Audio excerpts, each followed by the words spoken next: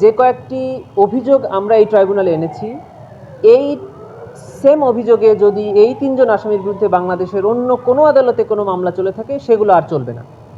কারণ এটা আমাদের কনস্টিটিউশনাল রাইটস, প্রত্যেকটি নাগরিকের উপরে যে একই অভিযোগে কোনো ব্যক্তিকে দুবার শাস্তি বা দুবার বিচার করা যাবে না।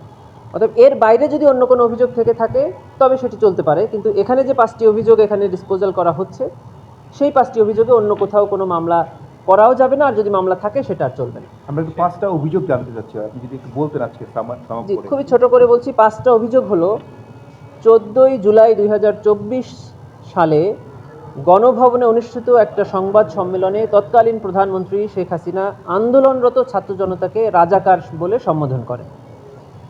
এটা একটি উস্কানিমূলক বক্তব্য। তারই প্রেক্ষিতে ওই 14 তারিখ রাতে তিনি তৎকালীন ঢাকা বিশ্ববিদ্যালয়ের ভিসি মাকসুদ কামাল সাহেবের সাথে ফোনে কথোপকথনে আন্দোলনকারী ছাত্রদের উপরে নির্যাতন এবং নিপীড়নের আদেশ এবং নির্দেশ এবং উস্কানি প্রদান করে। তারই ফলশ্রুতিতে আবু সাইদ সহ 16 তারিখে 6 জন ছাত্র জনতা নিহত হন। এটি একটি অভিযোগ। দ্বিতীয় অভিযোগটি হলো, 18ই জুলাই 2024 তারিখে তৎকালীন প্রধানমন্ত্রী সাবেক ঢাকা সিটি কর্পোরেশনের মেয়র শেখ ফজলেনুর তাপসের সঙ্গে একটি ফোনে কথোপকথন করেন। সেখান থেকে দেখা যায় যে উনি আন্দোলনরত ছাত্র জনতার উপরে মারণাস্ত্র অর্থাৎ লেথাল ওয়েপন ব্যবহার করার নির্দেশ দিয়েছেন। হেলিকপ্টার ব্যবহার করে গুলি এবং ড্রোন ব্যবহার করে ছাত্র জনতার অবস্থান নির্ণয়ের নির্দেশ দিয়েছেন। এর মাধ্যমে সারা দেশব্যাপী লেথাল ওয়েপন ব্যবহার করে 1400 ছাত্র জনতা নিহত হয়েছেন, হাজার হাজার ছাত্র জনতা আহত হয়েছেন। এটি এই মামলার দ্বিতীয় অভিযোগ। তৃতীয় অভিযোগটা ছিল রংপুরে আবু সাইদকে হত্যা। চতুর্থ অভিযোগটা ছিল চাংখারপুলে শহীদ আনাস, ইয়াকুব সহ 6 জনকে হত্যা। পঞ্চম অভিযোগ ছিল আশুলিয়াতে 6 জনকে হত্যার পরে তাদের লাশ পুড়িয়ে দেওয়া। এই 5টি অভিযোগে আমরা ফরমাল চার্জ সাবমিট করেছিলাম। চার্জ হিয়ারিং সেইভাবে করেছি।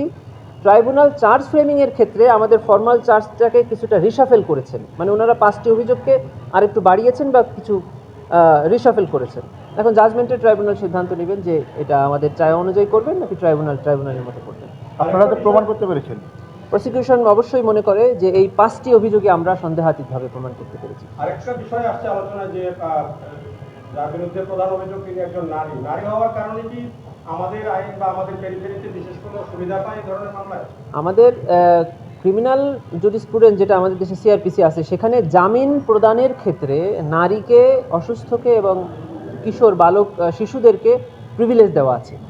কিন্তু রায় প্রদানের ক্ষেত্রে নারীকে আমাদের সাধারণ আইনেও কোনো আলাদা প্রিভিলেজ দেওয়া হয় নাই, আর আমাদের এই আইনেও কোনো আলাদা প্রিভিলেজ নেই। অর্থাৎ রায় প্রদানের ক্ষেত্রে আসামি নারী হোক পুরুষ হোক, তিনি তার অবস্থানে থেকে কি অপরাধ করেছেন সেই অপরাধের গ্র্যাভিটি বিবেচনা করে শাস্তি প্রদান করা হবে, বা মামলা প্রমাণ না হলে খালাস প্রদান করা হবে। একটা বিষয়, মানে এই মামলায় যে রায় ঘোষণা